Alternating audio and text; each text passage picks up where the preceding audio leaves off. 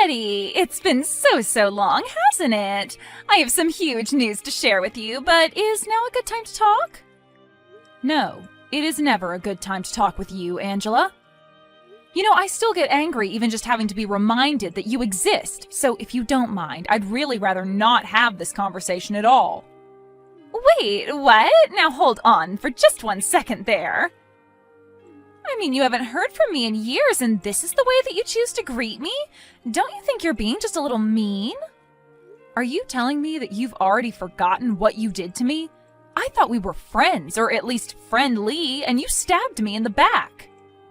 You have really got some nerve coming to me asking if I want to catch up about your life.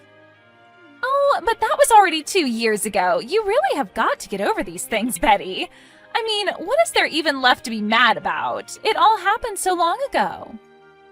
Well, I don't care how long ago it happened. I am never, ever going to forgive you for what you did to me. I mean, our daughters used to be friends at preschool. I thought that we got along too. You were always someone I felt like I could trust. But then you had to go and steal my husband away from me. Surely you can't still be hung up over all that, right? I mean, I know I probably shouldn't have done what I did, but it's not like you can really blame me for going after something that I wanted, right? That isn't true, though. You were always trying to go after my husband, and you know it. You were probably just pretending to be friends with me, too. Also, you could get to Dave. In fact, you even said as much to me before, don't you remember? Right, but what I'm saying is that Dave was a serious catch. If you don't think there were going to be women out there interested in making him theirs, then that's on you. Besides, I was a single mother. You have no idea just how tough I had it. And then when I met Dave and found out this handsome man also had a good-paying job, well, what was a woman to do? So yeah, I was trying to steal him away from you for a while, but it worked, didn't it? I knew talking to you like this was a bad idea. Just reading these messages is already making my blood boil. But anyways, Dave is your husband now, and I don't see why I should have to know anything about your lives. So if you'll excuse me, I really must be going now. But wait, you can't leave yet. I haven't even gotten to talk to you about my big news. You see, the thing is that yesterday, Dave passed away. So anyways, I just wanted to let you know that I'm a single mother once again. Wait, are you serious? Dave is dead? Yeah, he had been complaining about some kind of chest pains for a while, but then he was also complaining about always being too busy with work to go and see a doctor. And then yesterday, he just collapsed at work and never got up. It sounds to me like he had a stroke. I see. Well, thank you for sharing that information with me. I really had no idea that Dave was gone. Oh, I guess this means that I'll have to break the news to little Julia then. He really was taken from this world too soon. Like, couldn't he have waited just a little longer? Can you believe that we were only married 2 years before he kicked the bucket? You know, I have a lot of things I want to say to you, but for now, just know that I really am sorry for your loss. I hope that wherever he is, Dave is in a better place now. Thank you for those kind words, Betty. But you really don't need to waste any time worrying about me, you know. I may be single again, but I'm not going to let that get me down. I'm going to move on with my life. And it also helps that I get everything in Dave's will, too. I'm sure that all that money will help me in recovering from my tragic loss. Wait, what do you mean? Dave left you money in his will? That's right. I really just can't believe he's gone. I mean, I was just starting to really enjoy the life of being a wife of a CEO. But now that he's gone, I guess that just means that I'll have to have enough fun for the both of us. Well, I'll try and avoid speaking ill of the dead. But if you have to give him credit for anything, Dave knew how to run a business. Not only that, but he was never once late with a child support payment, but I guess he must have also set something aside for you as well. Oh yes, he did. And I was going to take that money, go to South Korea, and get plastic surgery. Then I'm going to be the hottest widow on the market, and it is going to make finding a new man to sweep me off my feet that much easier. Oh man, maybe things will finally go well for me. Wait a second, Angela. Don't you think that you're being just a little disrespectful right now? What are you talking about? In what way am I being disrespectful? Well, I mean that you're bragging about the money you're going to inherit from Dave, and not only that, but you said you were going to use it to find a new husband. Don't you think there should be a longer mourning period or something for him? I don't really see how the amount of time I spent mourning is going to make any other man want me more. If anything, it'll just make me look like some depressed widow who is too sad to remarry, and I really don't think that's what Dave would have wanted for me. I'm not saying that you don't deserve to be happy in your life, but the funeral hasn't even happened yet, right? Should you really even be thinking about the inheritance this early after he's gone? I knew it! I knew that you were just jealous of how much money I was going to be getting, but anyways, now you know what's happening.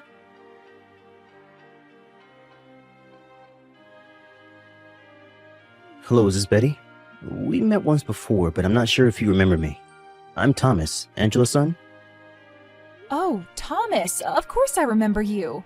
You were just a bit older than Julia in elementary school, weren't you? I just wanted to say that I'm very, very sorry for your loss. I'm not sure how close you and Dave managed to get before he passed, but I'm sure this is hitting you quite hard. I didn't think of Dave as my dad at all. In fact, to me, he was always just Julia's dad that my mom managed to steal from your family. But I could never live with the feeling of stealing Julia's dad. Thomas, I had no idea that you felt this way about the whole situation. Well, I actually am messaging you today because I have a few things that I want to talk to you about.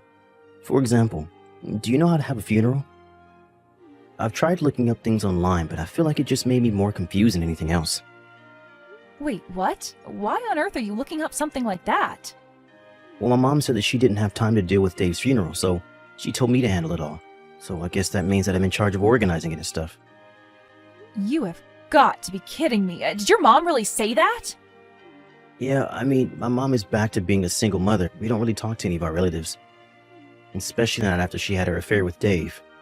That was the last straw for a lot of people. But anyways, that's bad for me because it means that I don't have anyone to ask. But wait a minute. Where is your mom right now, Thomas? I mean, why in the world would she leave arranging the entire funeral up to you? Well, my mom is actually out of the country on vacation right now. She told me that she just found out that the check for Dave's money just cleared and that she was off to spend it.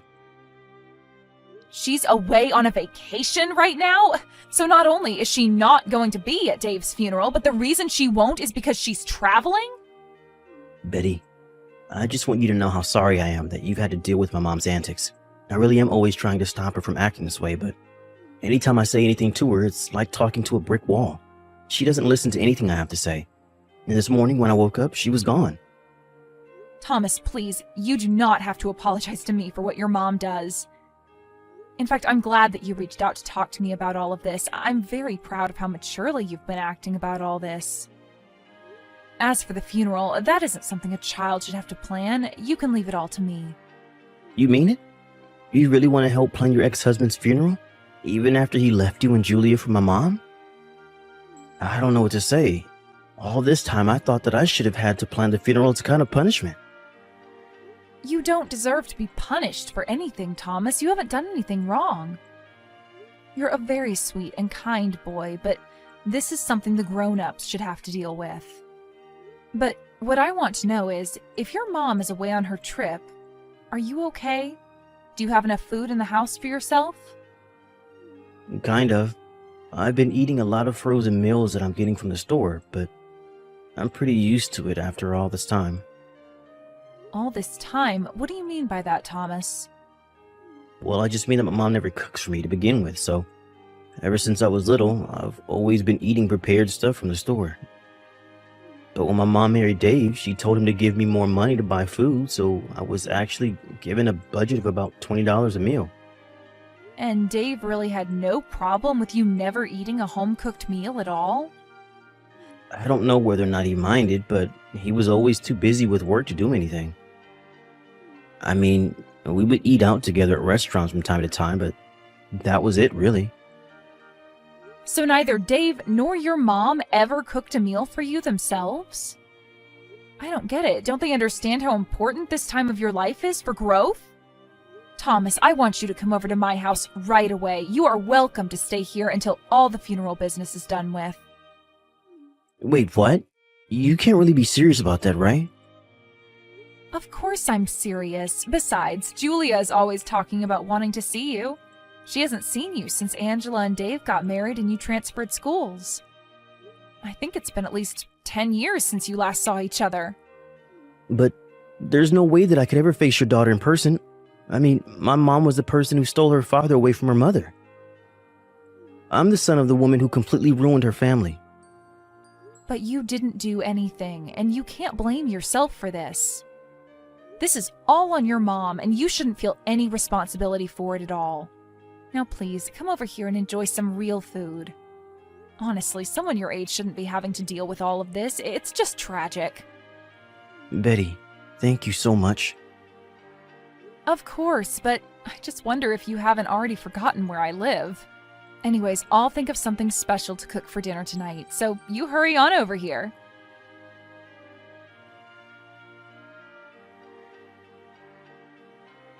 I heard that you stepped in for my son and ended up organizing the whole of Dave's funeral.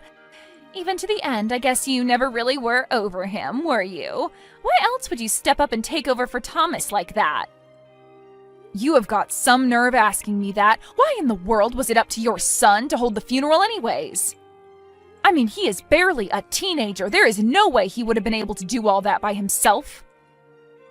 Honestly, what in the world is the matter with you? Didn't you feel a need to pay your respects to Dave at all?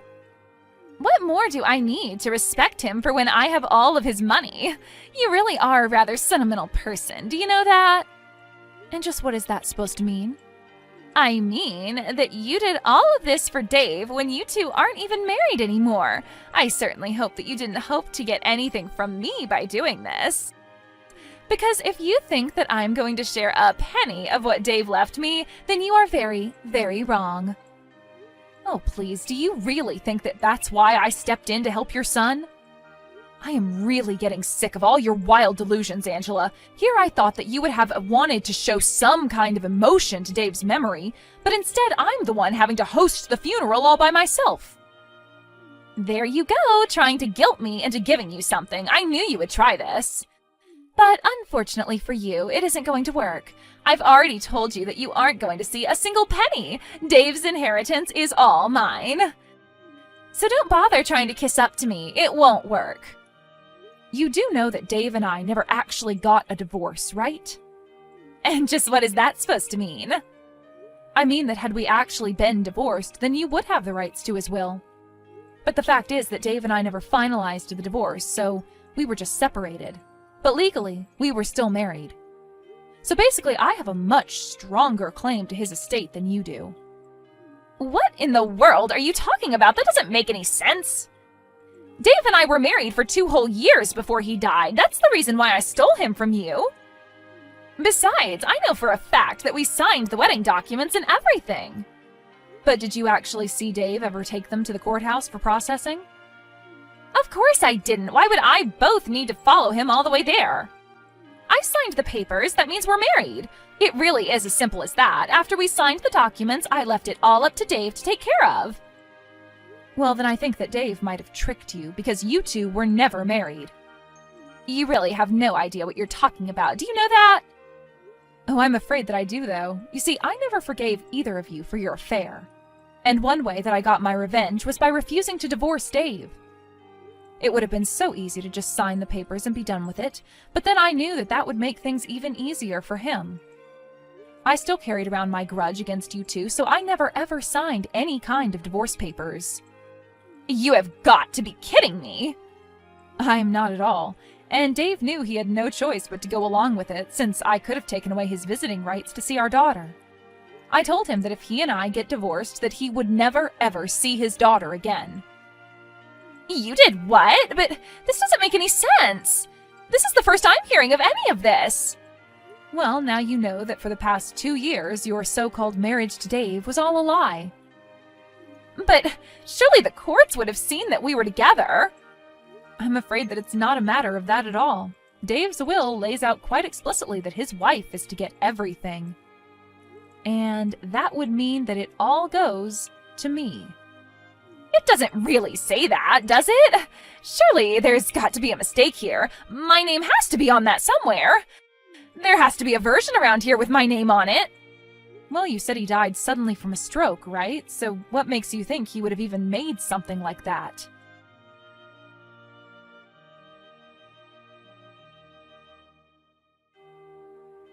I found Dave's will, and just as I thought, I am going to get a huge amount of money. You mean you found a new version of the will? That's right. He said that even though we weren't married, he wanted to leave me everything as a way of apologizing for lying to me. I see. Well, if the document is really real, then you have to go and get it notarized. That way it can be used legally, otherwise it would just look like you were trying to pass off a fake document as the real one. And that is a very serious crime. Wait, hold on, is that really true? You mean I can't just show them this document that I found this morning? But then, you have to at least give me something. Ah, so you mean you did forge that document? Please, I have a child. I need Dave's money to take care of him. Oh, don't worry about me, Mom. Betty already said that she was going to pay for my college. I'm glad that you got back home from your trip there. Betty was so worried about me when she heard that you were gone. She took me in for a few days. Wait a second. Is this Thomas? What are you talking about? You're with Betty right now, and what do you mean she's going to pay for your schooling? I mean that she is going to be more of a mother to me than you ever were. She already has been in just a short time that I've been here. We've been talking, and she told me that if I managed to get into a college, that she would pay for all 4 years of my tuition. But that isn't fair! What do I get there?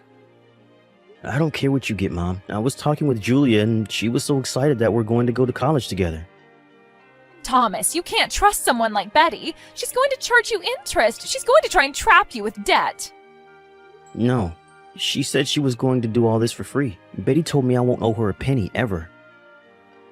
And so, I really don't need or want you in my life anymore, Mom. I think I'm old enough to take care of myself. After all, I've been doing it already for years now. How dare you talk to your mother that way? What is the matter with you? Is that really the last thing you wanted to say to me as my mom? No, wait, don't go. I'm sorry. Please, you have to talk to Betty and convince her to share some of that money with me. I need it. I see. Well, if that's all you need me for, I think I'm going to be going now. Have a nice life, Mom. Don't reach out to talk to me ever again. Wait, no, Thomas, come back. Please, you can't just leave me like this. I'm your mother. Can't you see that I really need help right now? Please, you have to come back. Thomas!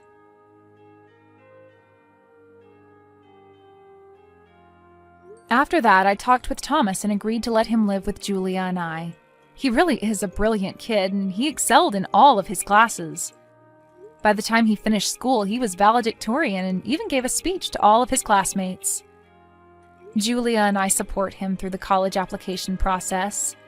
By the time he heard back from all the schools he applied to, he had 5 different full-ride offers to choose from.